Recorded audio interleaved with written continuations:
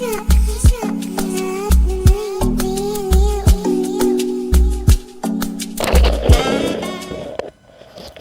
everyone, welcome back to Let's Talk Education with Princess.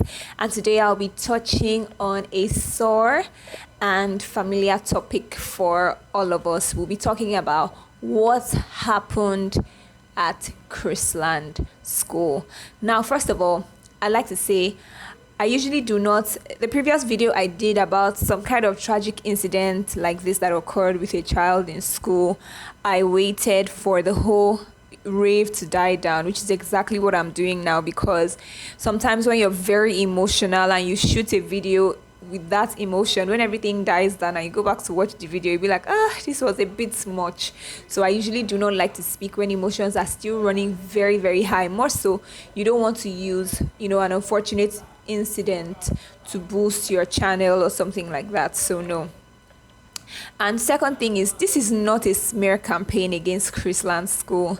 If I had my way, I wouldn't mention the name of the school, but everybody already knows it's not a smear campaign against Chrisland School. In fact, I learned something since I became a business owner. I've been a business owner for a while, but I realized that when you're a business owner, you give more grace to businesses because you know that people make mistakes, and you know that you also can make a mistake, and you're hoping that people will give you grace also when you make a mistake. So yes, it's not me trying to smear any particular school. I will be opening my own school very soon also, and I hope people extend grace to me also. However, this is not the first time Chrisland is in the news. It's not the second time Chrisland is in the news. I'm not going to be giving you series of Chrisland scandals, but if you go back and do your research, Chrisland has been in the news for a number of years. Now, I thought to myself, is it a stroke of bad luck, or is there actually something going on? And I had the opportunity to speak to a former Chrisland employee, and he confirmed, I won't say some of my fears, but some of my speculations, which I can assume for a lot of schools. I would say in Nigeria, because I haven't really worked in, schools in other countries, but, schools in Nigeria, I can confirm. I worked in one British school, and I can tell you the difference between, those kind of systems and Nigerian schools. And I'll tell you what it is as we go straight into this video. We'll be talking about three things. What happened? What could have been done to prevent what happened? And how could it have been managed after it happened? Let's go into what happened. So Chrisland, like every other school, they have their inter-house sports. It usually occurs second term because I don't know any other reasons apart from the fact that the weather is favorable, and some schools do not hold exams term 2. Some international schools don't hold major exams in term 2, only first term exams, and they do tests, but they don't hold major exams in term 2. And secondly, the weather is fairer. Anytime from term 3, the rains have started coming in, so term 2 is always the best time to have your inter-house sports. And of course, it's always immediately before the midterm break or the half-term break.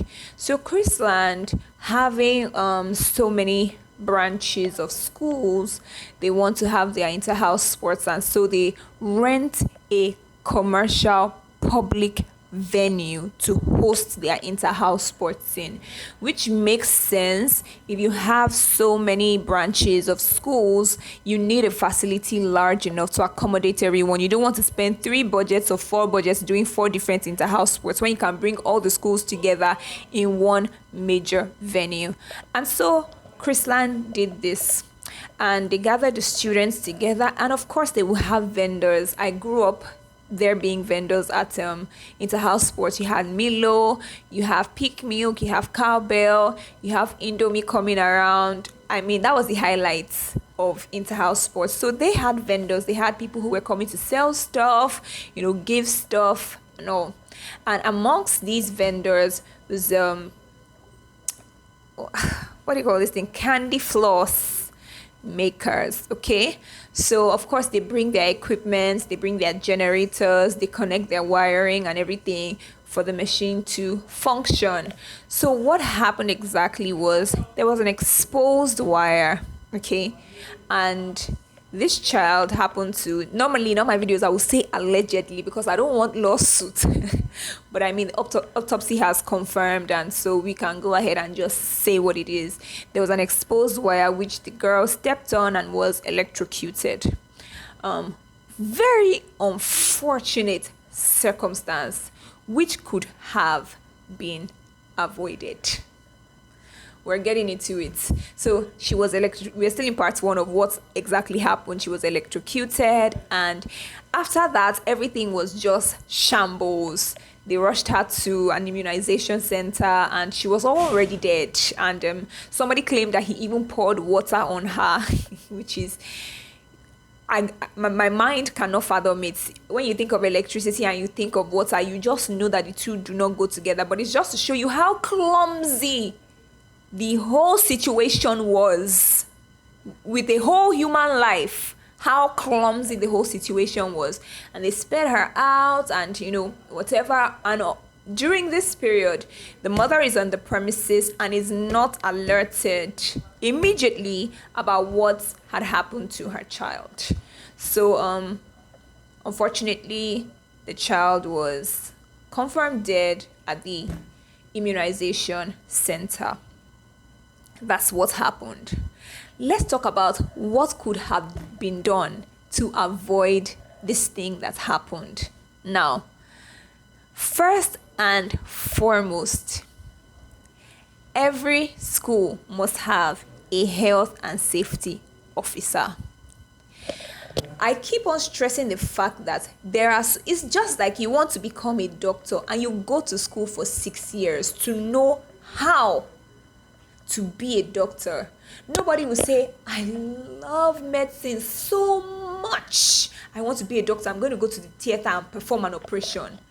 Nobody says that, but you find people that say, oh, I love to own a school, I'm going to build a school one day, and don't know basic things that are taught. The knowledge is available. There are trainings you must have for all your staff members before you can say, I'm building a school. A school is not just a money-making edifice, and it is not just a knowledge-acquiring institution. If not, let the children stay at home and watch YouTube. There are better teachers on YouTube. I always say that there are trainings you must have before you can admit children into your facility. Health and safety. I go to some schools and I just look around. I'm like, this is just a big hazard waiting to happen. You see balconies that are so low that children can fall over. You see sockets that are exposed. You see chemistry lab. You see chemicals that are exposed. And I'm just like, do you have any health and safety training at all? There is something called health and safety training. Now, if you had a health and safety officer, I once worked in a school where our health and safety officer would sleep in school every night before any major event. At first, all of us used to be like, oh my gosh, she's doing so much. But in cases like this, you appreciate people like that. So that's shout out to you, ma. Big respect. That is what a health and safety officer ought to do.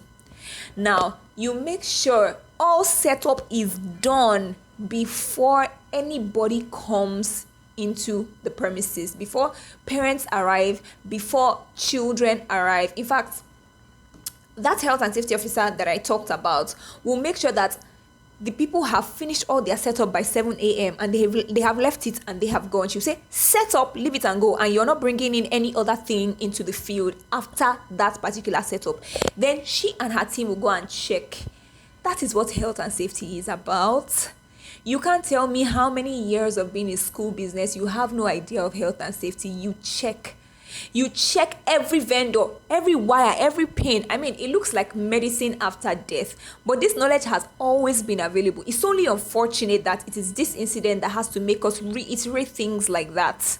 You go around and you check properly that everything they brought, there is no hazard, because you're bringing in people who don't have safeguarding training, they don't have child protection training, they don't have health and safety training, they don't know about the safety of children, they don't care about the safety of your children. They're coming to sell. It is your responsibility to keep the children safe.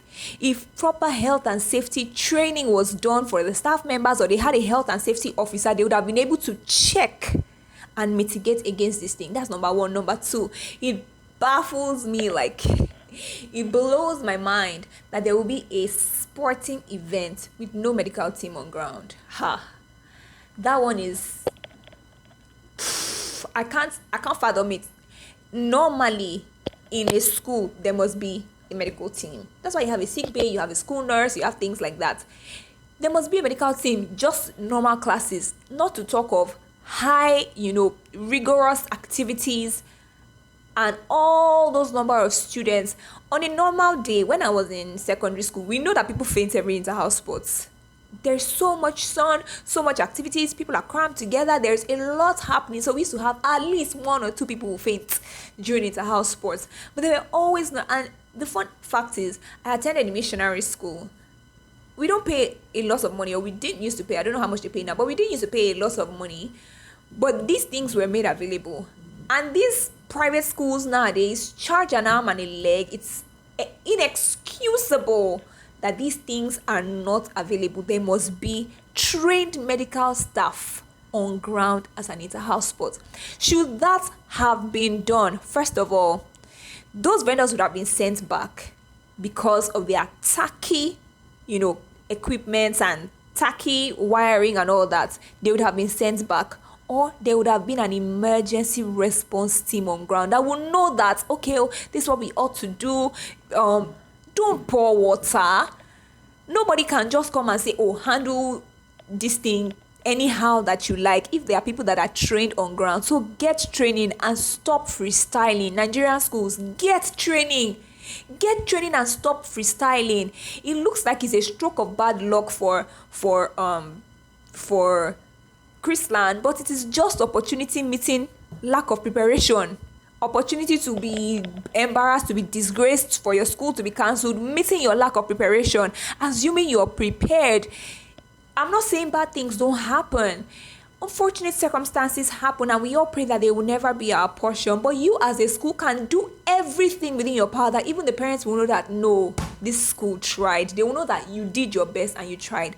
But some schools are just freestyling. No training, no nothing, just freestyling.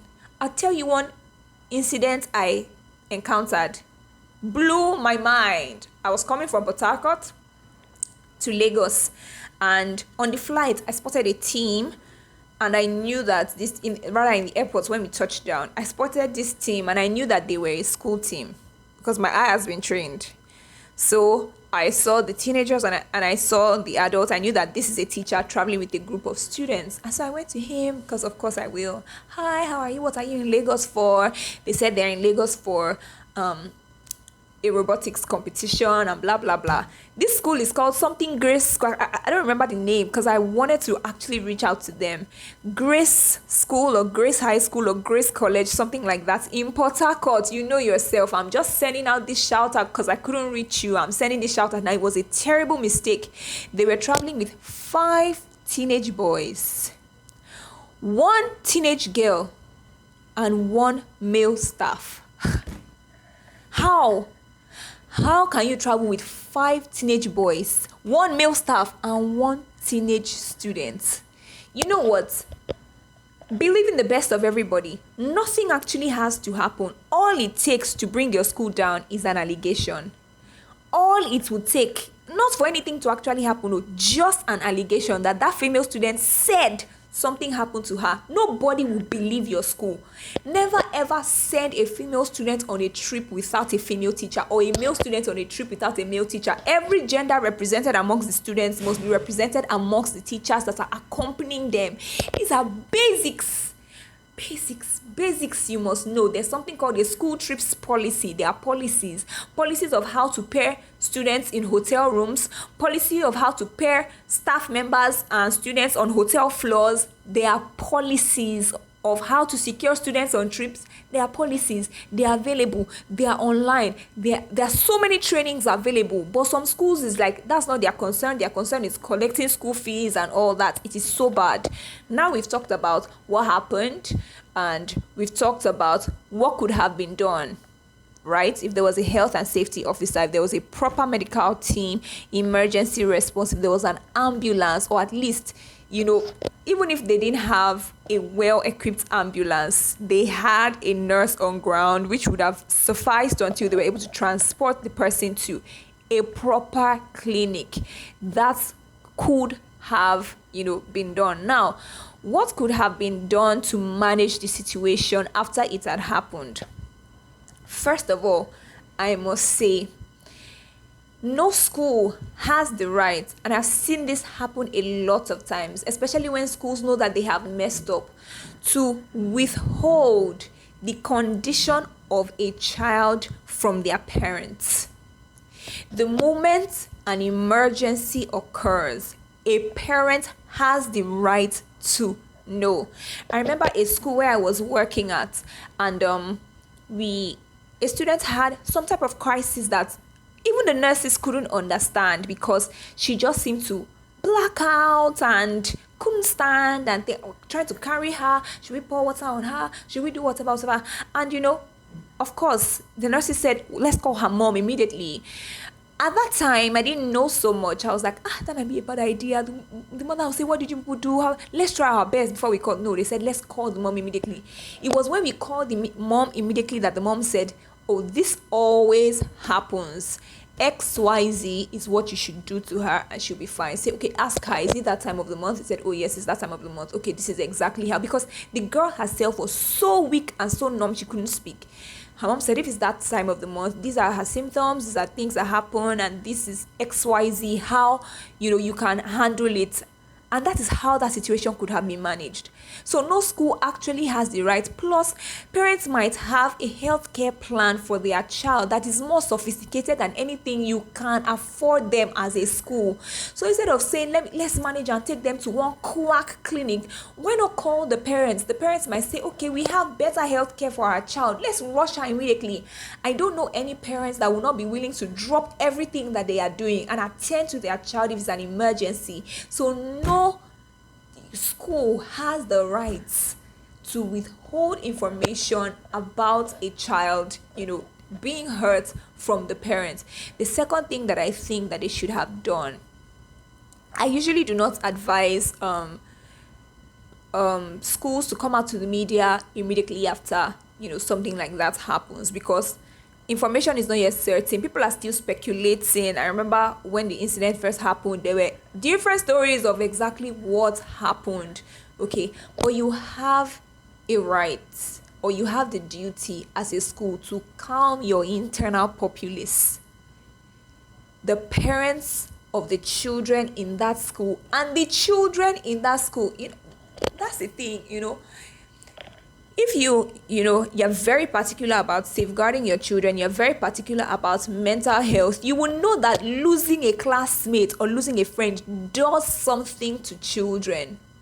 For the fact that even the internal populace of the school have been saying that we are not hearing anything from the school is so bad. You have a duty to address the parents, not just the parents of the victims. Of course, you and the parents of the victims are now bound until everything is resolved. Until the body is put in the ground and everything is resolved, you are bound to the parents of that children. So it's of that child or of the children. So it's wild to me that the parents will be trying to reach you. You are incommunicado, you're not reaching out to them, and this thing happened in your care under your custody. You are looking to be sued. Don't do that. Go along with them. Accept fault where you are wrong. And if you are wrong, accept that you were wrong. And in this case, Chrisland, you were wrong. You could have at least done your own basic checks to ensure that, okay, let me take that back. It's such a blanket statement to say you were wrong, because you didn't exactly, cause the child to, harm to happen to the child, but there was a lot of negligence, involved. So that could have been done to manage it. Never withhold information from a parent. Never, ever. Hi everyone, welcome back. Unfortunately, the video died, and so I, had to wait till another day to film the completion of the video. So I have gone over what exactly happened and what could have prevented it and what could have been done even after it, happened. They should have kept the parents in the loop, address their internal community and ensure they work with the parents through the entire process because they are literally bound to them since it happened in their custody. So I'll just be going ahead to say that I did speak with a Chrisland staff member. We did our masters together, and then the conversation we had was not even supposed to be about Chrisland. It's supposed to be about QTS. If you've been following my channel for a while, you know I've been releasing a lot of content concerning QTS, and so she reached out to me for that. And then we happened to talk about her career, and then I found out that she had worked in Chrisland for a while. And then I asked her, how familiar are you with safeguarding training, health and safety training, and things like that? And as expected, it was like I was speaking Greek. She was like, okay, yes, once in a while they do have some type of safety training and all that. And it just confirmed my thoughts and fears about a lot of schools, particularly in our darling country, Nigeria, where it feels like they are just winging it and just hoping the children are safe. I always say to, my colleagues that in a lot of schools today, it's God that is actually protecting the children. Because when I actually think about, also when I was in secondary school, safeguarding child protection, health and safety was not so popular. And there were so many loopholes through which we could have gotten hurt. Things could have happened because proper, structures were not put in place to ensure that we are safe. But now, the knowledge is available, the trainings are available. Please, get this training. Another thing that should happen after a tragic incident like this is to review the incident and put structures in place to ensure that it does not happen again. Like I said at the beginning of the video, this school has been in the news a number of times. I would expect that their safety structure will be so tight and secure because of the experiences that they've had. Unfortunately, this is not so. I urge every Nigerian school to learn from this. Tighten up your safety structure. Please, please, please tighten up your safety structure. It's very important. I hope this video has been, enlightening, informative to you. And if you have, thoughts, concerns to share, or anything you'd like to share about where you work, or you'd like to book some type of safeguarding training for your school, you can reach out to us in the comment section or just send us an email at onkarconsult@gmail.com. I would love to hear from you. Thank you very much. Enjoy the rest of your day. Bye.